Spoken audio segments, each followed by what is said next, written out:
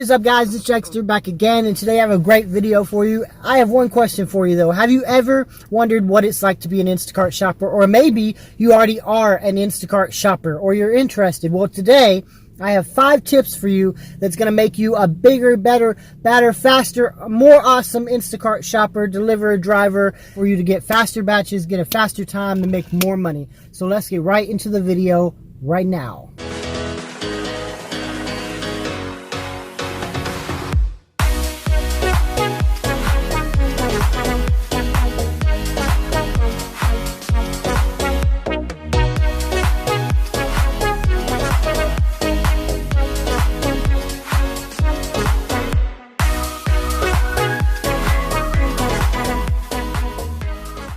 So, today I have 5 amazing tips that are going to help you. These are not just basic tips. I mean, some of them may be basic, but they are going to be super big tips that are really going to help you speed up your game, make more money, get more batches, and all of that, right? I'm going to lay them all out. The last one you're definitely going to want to stick around to check out because it's a big one. It's going to save your butt in the end when it comes to tax time, and it's really going to help you make more money at the end of the year when you file them taxes, right? So you want to stay tuned for that. So let's get into tip number 1. So before we talk about tip number 1, I want to show you something real quick just so you know that I've been on Instacart for a little bit and I do have a little bit of a history.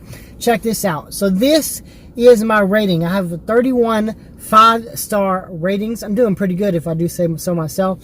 And as we go down, check out the comments. You'll get to see I have several 5-star comments. They're pretty great comments. Obviously, I have a bunch more, but I think that it deletes them over time. So it's only showing like April 21st and up, but I have some all the way back from March. So I just love seeing those comments. Those are what keep me going. Those are what keep me motivated, and it's just what I strive for because I take pride in my customer service.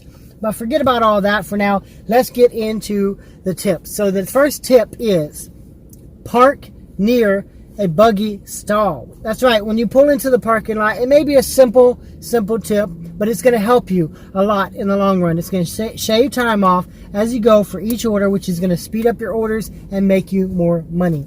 Park near a stall. As you can see right here, I try to park next to a buggy stall whenever I get here. If I can, I will park right next to it. If not, I'll get as close as I can, because when you're done with the shopping, when you put the stuff in the car, take back your buggy, it's going to be a lot easier to just turn around, push it in the cart, get in your car, and go, instead of having to go all the way across the parking lot to put your buggy up and then come all the way back. Meanwhile, having like 30 seconds to a minute added to your time. Then you got to get in your car, get everything set up. It's just easier if you go ahead, plan it first, right from the get-go, park near the buggy stall. Now that's tip number 1. Tip number 2 is always, as soon as you pull into the parking lot, before you even get in the store, when you're walking through the parking lot to the store, go ahead, hit start shopping, go ahead and start looking at your list. Know your list. Know where you need to start. Get a route, a plan of action going on in the parking lot before you even get into the store. Therefore, you're going to be quicker and faster, and more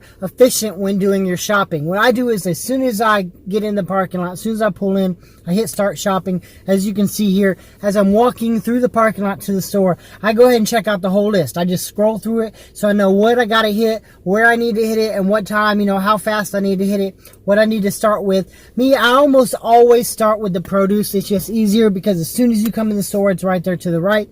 You hit that produce up, then you can hit the aisles in order. If you're at Publix or Kroger, they're going to tell you the aisle numbers, what each item is, 1, 2, 3, 4, as you can see. So I hit produce up. I already know where most of the stuff is in the produce, so I go ahead and grab that. Then I head on to the aisles, the 1, the 2, the 3, and all that.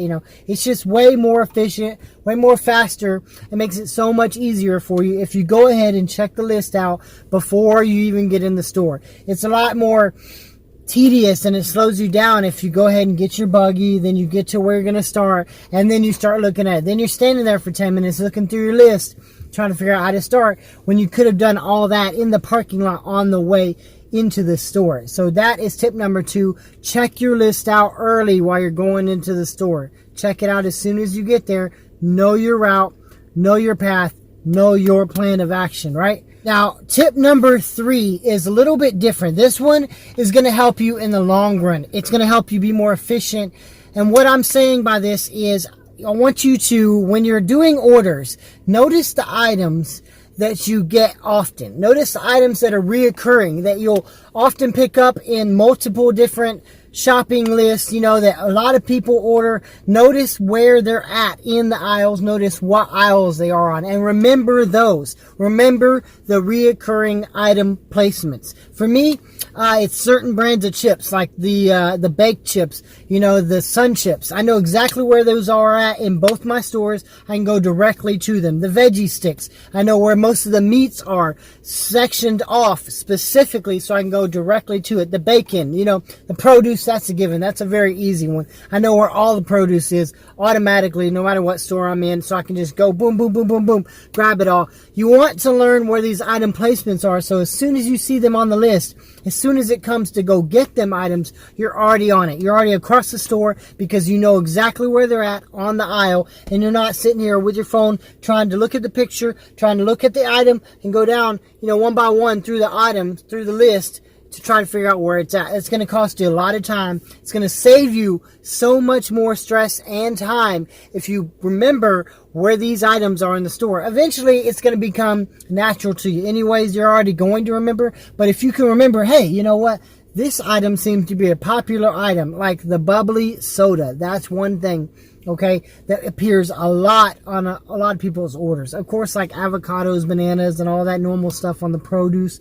Yeah, but like certain chips, certain cans, the tuna in water, that is a very popular item for me. So as soon as I see that, I know exactly where in the canned foods it is, along with the cut green beans. That's another item that I know.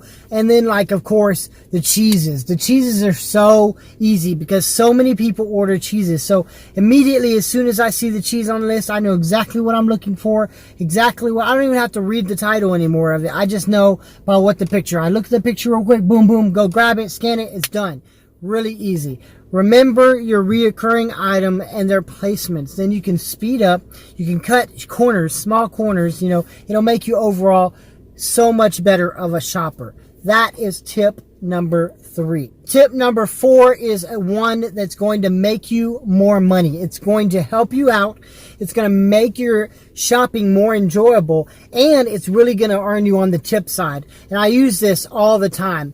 Here is a perfect example right here. As soon as I get into the store, before I even start shopping, I go ahead and send the customer one of my custom greetings. Mine, as you can see right here, basically says, "Hello, my name is John. I'm your Instacart shopper today. Just to give you a heads up, I go ahead and sanitize and wash my hands in between each order, along with wear gloves during the order," which I do.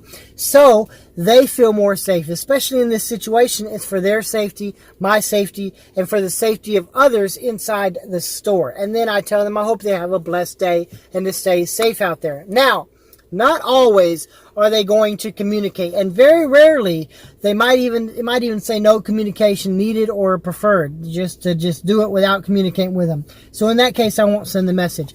But every other time I send them this message, sometimes they don't respond back.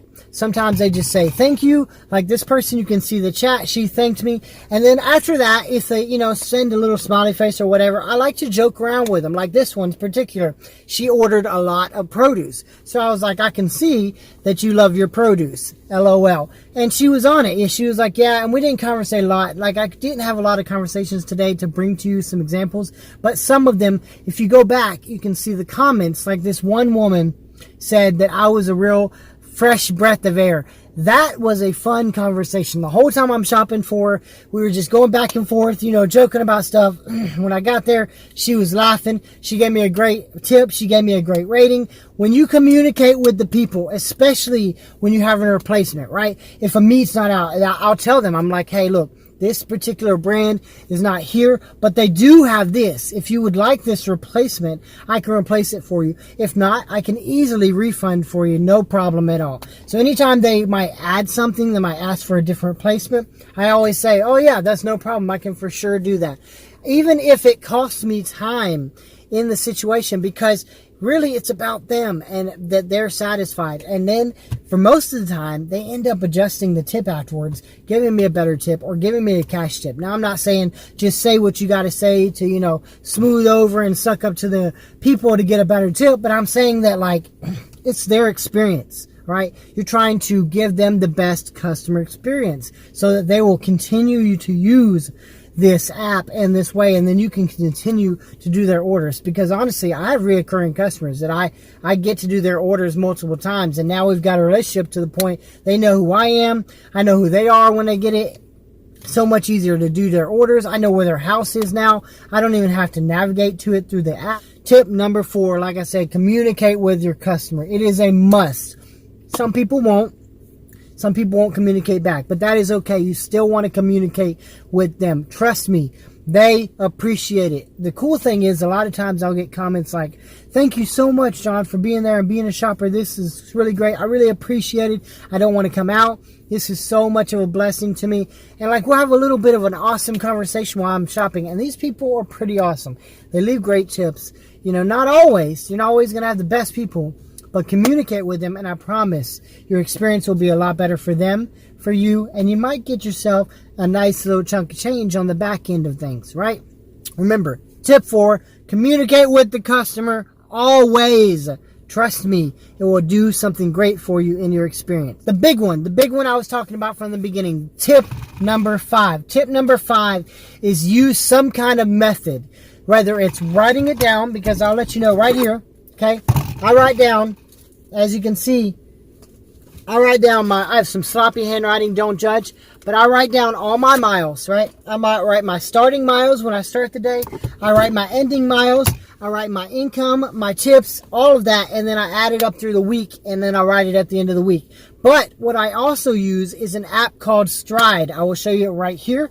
It is a very, very useful app. You should download it if you're going to be doing Instacart. Stride will help you track your miles. I just go in there and I hit Start Drive. Tracks my miles for the day. Also, you can track your expenses and your income. As you can see, I've been entering my income here.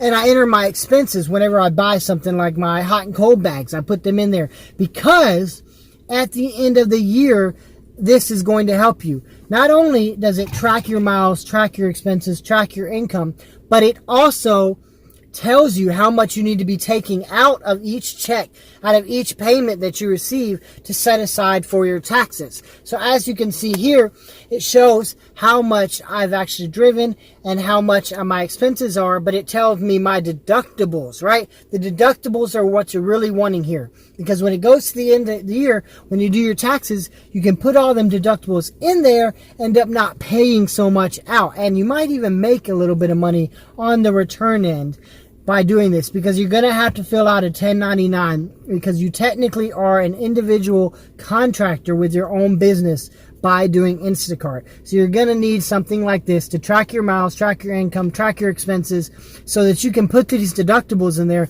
and make money back at the end of the year. Now, I am not a tax person, so I'm not telling you what to do here or how to, get money back on your taxes and everything. I'm just saying that you really need to keep track of this info, because at the end of the year, you're going to have to report this stuff to the IRS for your taxes, and you're going to need to know your miles that you traveled. You're going to need to know your expenses and your incomes and all your deductions so that you can, get that money back, so you can save money also in the end. But this app tells you how much you need to save from each portion, each drive, each day, each month, each week, whatever. It tells you all that, so you're not at the end guessing, oh no, how much do I need to put back? It tells you. So I go ahead and put it back so that when the end of the year comes, I'm already ready for my taxes, right? If you guys did enjoy this video, please smash that like button and subscribe, because that will be greatly appreciated. And if you did get value out of this, please let me know by going down to the comments and telling me which tip was your favorite. Which tip is more useful to you out of the 5 tips, right? Go down there. If you did not know anything, if you learned something new with one of these tips, please go down to the comment section and let me know which tip was new to you, right? Because I want to hear your feedback. I'm trying to get the real you. I'm going to be down there in the comments, commenting back to every single comment. If you do Instacart, I want to know how it's going for you. Has it been going bad? Has it been getting worse? Has it been getting more? Have you been getting more batches or less batches? I know the bots was an issue. They were an issue for me, but it seems like they're kind of died down. Plus, businesses are opening back up at this point, so more batches are coming. But I want to hear from you guys, so go down in the comments. Let me know what you think. If you want to see more of this content, smash that like button, subscribe, and I'll be gladly bringing you more. If you guys want to see how much I make, ride along with me on my Instacart journeys, let me know in the comments. I hope you guys have a blessed freaking day, and I enjoyed this video. I hope you enjoyed it, and I will catch you guys in the next video. Until then, have a blessed night. I love you guys. Peace out.